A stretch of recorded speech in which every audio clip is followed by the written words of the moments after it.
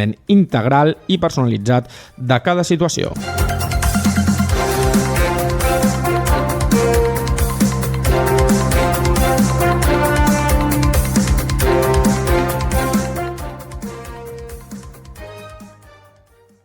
Com us dèiem als titulars, avui us volem explicar una iniciativa anomenada Plantar Encara, que s'ha impulsat des del Diari de la Discapacitat, que té com a objectiu visibilitzar històries de superació, compromís social i transformació col·lectiva, protagonitzades per persones que des de diversos àmbits planten cara a les desigualtats, les discriminacions i les barreres socials.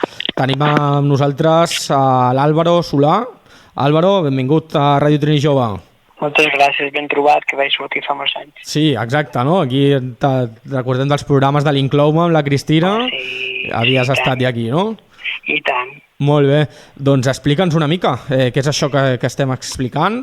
Mira, el Diari Discapacitat és un diari digital, de la diversitat funcional a Catalunya, que és va ser el primer i és el primer digital d'actualitat sobre la diversitat funcional i parla sobre totes diferents temàtiques sempre relacionades amb persones amb discapacitat o dependència. Per exemple, continguts com ara inclusió social, inclusió laboral, accessibilitat, transport, esport adaptat, tercer sector, gent gran. I l'objectiu és al final donar visibilitat, conscienciar, col·laborar amb entitats i institucions, fer inclusió, bàsicament. I va començar el març 2016 i va adreçat a tot tipus de persones que tinguin interès en la discapacitat i en molts àmbits. Molt bé. I dins d'aquest diari de la discapacitat, no, ha sorgit aquesta iniciativa Plantar Encara, no? Doncs mira, això és una secció que se'm va córrer a mi, personalment, que sempre he volgut escriure un llibre sobre la secció, un llibre que es digui Plantar Encara. Llavors vaig començar amb el diputat Isaac Padrós, diputat del Parlament que és invident, i li vaig proposar entrevistar-ho i tal, i li va agradar la idea. Llavors, a partir d'allà, va sortir l'entrevista i tal, i ara porto unes 34, i llavors porto unes 34 entrevistes publicades i falten unes 70-80 a l'espera per publicar o més. I normalment cada setmana publico una i per mi no és només plantar cara, a part d'una secció i tal, és una expressió, és una actitud, jo ho he defensat sempre, és una manera de viure, és el que he fet des de la meva vida, perquè jo tinc TDAH des dels 4 anys i sempre he defensat que la discapacitat no defineix qui som, sinó com plantem cara pel món, com caminem pel món. Llavors, aquest llibre neix això. Llavors, aquest era el projecte, que vols convertir-se en un llibre. I per mi són converses que inspiren, històries que transformen, i per mi, sobretot, és que cada entrevista que faig és una llavor sembrada en el terreny de la inclusió. I com tota llavor, necessita cultura i voluntat per florir. Llavors, la meva voluntat no és ni polititzar la secció, ni polititzar la discapacitat, no, sinó plantejar converses que poden ajudar a entendre que la discapacitat és una riquesa que ens enriqueix i que és una oportunitat al final per transformar mirades cap a un mateix, cap a altres i cap a la societat. I sobretot que és com un repte per fer una societat més justa, més humana, més valenta. Al final és així. Una mica no sé com va sorgir la idea de fer això, no sé, qui la va tenir i com es va posar en marxa? Vaig començar amb Isaac Padrós, en la primera entrevista de Isaac Padrós, i després vaig buscant gent interessada, que pugui interessar. És veritat que els últims expresidents de Catalunya, el president Illa, polítics, també hi ha polítics, hi ha activistes com l'Àlex Roca, hi ha la Mònica Terribas, hi ha la Damaris Gelabert, hi ha molta gent que vol participar, moltíssima. Us podeu imaginar, tinc més de 70 persones esperant a ser entrevistes, 70 entrevistes esperant per ser publicades. I com les fas, aquestes entrevistes? Per correu, és a dir, jo envio un qüestionari a través d'un document Word amb unes preguntes i la persona quan pot i quan vol, i si vol i pot, me la respon, me retorna el Word contestat i m'adjunta al correu 2 o 3 fotos. Molt bé. I llavors jo selecciono, però és veritat que tinc 70 per publicar encara i vull recollir, després les vull recollir en un llibre. Molt bé. No sé, de totes aquestes persones que has pogut entrevistar, no sé, hi ha alguna que t'hagi fet especial il·lusió, alguna que diguis... No, però és veritat que jo com a persona amb discapacitat i tal, és veritat que jo no m'hagués imaginat mai que hagués entrevistat els últims 6 expresidents de la Generalitat, el president Mas, Montilla, Torra, Puigdemont, Aragonès i Illa. Llavors, és veritat que jo intento humanitzar també la política en això, també és una funció que intento fer, és a dir, els polítics, jo sempre dic, són persones, al final, darrere un polític hi ha una persona que, en alguns casos, tenim persones amb discapacitat propers, vale? Per exemple, la proximitat dels presidents d'un dia ha estat molt guai. Per exemple, jo he pogut anar a veure el president Illa per la veritat, em va rebre, ara aviat aniré al Parlament a veure el president. També, per exemple, amb això, també l'he enviat a l'Emmanuel Macron i va rebre una carta, és veritat que no vol entrevistar perquè no està molt ocupat, m'ha dit, però m'ha respost i tal, i coneix la secció, ara jo el Manuel Macron, i el Pedro Sánchez i el rei, etc., també la coneixen, encara que no els podré entrevistar perquè no volen. Vale? Però els s'ha enviat carta dient a veure si estaven interessats. O sigui, al final tothom que ha volgut, que al final qui trio les entrevistats soc jo, bàsicament. Jo, ningú me diu, tu aquest, no, les busco jo, parlo amb ells, etc. Molt bé. No sé, on podem trobar aquestes entrevistes? La gent que ens estigui escoltant, què pot fer? Buscar diari Discapacitat, plantant cara. Ara hi ha 34 entrevistes. L'última va ser la de l'altre dia de Hanan Reyani, que és una noia musulmana, paisa cerebral psicòloga. Hi ha moltíssimes més. La setmana que ve surt l'entrenador de l'Espanyol Genuïne, la següent l'alcalde de Barcelona i la següent ja no ho sé. Vale? Llavors, ja ho dic, cada setmana vull fer un llibre, també, com que es dirà plantant cara, m'he millor dit, i bé, això. Ho estàs tirant endavant tot tu sol o comptes amb, no sé, hi ha algú que t'ajuda? No, jo sol, jo faig tot, o sigui, contacto amb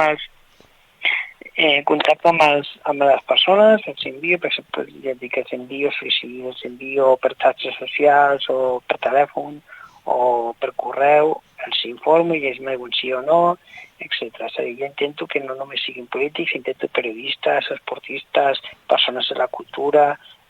També és veritat que també és una cosa molt important, que avui dono importància, jo crec, a entitats i associacions que ajuden a persones amb discapacitat. Avui, per exemple, li he enviat l'entrevista a una associació de famílies afectades per síndrome alcohòlic fetal, que he parlat amb ells i els interessava que si fes una entrevista per conèixer la discapacitat i tal. Aquesta discapacitat. O, per exemple, a Espelcamp, que és l'associació d'autisme de Tarragona, he entrevistat a la seva presidenta, Laura Retja. També hem de donar visibilitat a entitats que crec que lluiten de debò i de valent i admirablement amb persones amb discapacitat, pels seus drets i tal.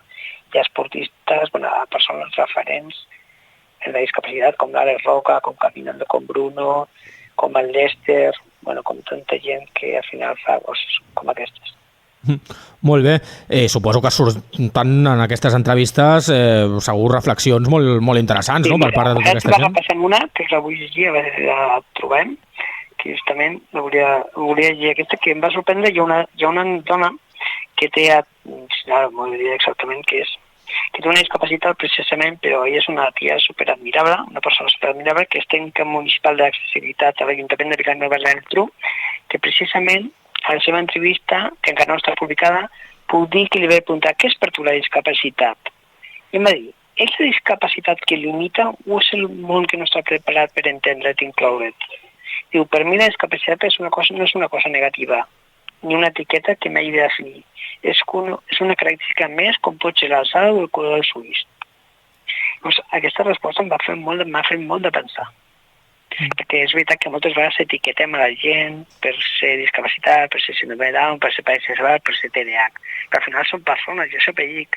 Hi ha gent que em diu, hi ha gent que no entén això. Jo tinc haters, és veritat que hi ha haters en aquestes coses. Sí? Puc dir, al diari Discapacitat, per exemple, l'entrevista que vaig publicar a l'entrevista al president Puigdemont, els comentaris del diari de la pàgina web del diari Discapacitat en l'entrevista diu, una persona em va dir que el Puigdemont era el primer discapacitat de la història de la humanitat.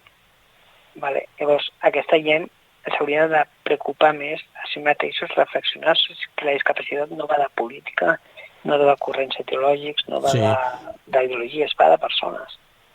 Vale. I al final la inclusió és un camí que hem de recórrer plegats, sempre ho dic. la integració, més que inclusió, la integració. Per mi ara hem de parlar d'integració, normalització. Probablement aquesta gent que comenta això probablement és que no ha arribat ni a llegir-les, les entrevistes, estic segur, perquè els odiadors de la xarxa són així, no només vomiten odi, no llegeixen el contingut. No, o la Sílvia Caballol, per exemple, Sílvia Caballol, que també li vaig publicar la seva entrevista, que és una dona admirable, Sílvia Caballol, la dona del bisbe, dona del bisbe de Solsona, de Solsona, la dona, doncs és psicòloga, i un hater d'aquests va dir que no era psicòloga mai estat, sabeu? Llavors, jo no intento polititzar, això és que intento donar veu a les polítiques que volen, doncs sí, no diré que no, els polítics que volen, però dintre d'un límit, etc. Consellers, presidents i tal, i diputats algun, Jessica Albiach, etc. I presidents del Parlament, i algun conseller d'Ajuntament, els alcaldes, que volen i tal. Molt bé, doncs interessantíssim tot el que ens estàs explicant. Álvaro, tornem a recordar a tothom com ho poden fer per llegir les entrevistes. Plantant cara, buscant Plantant cara al diari Discapacitat.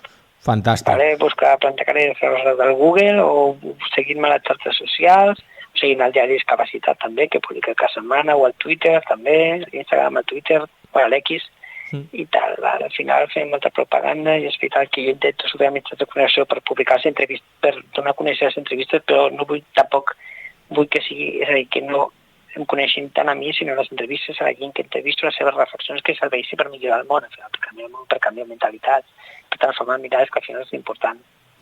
I ara més que mai s'ha aprovat el Pacte Nacional per la Discapacitat, llavors jo estic molt pendent d'això que es faci desplegar i això. Jo amb el president ja sempre li dic, amb ell tinc contacte personal i dic, s'ha de desplegar més.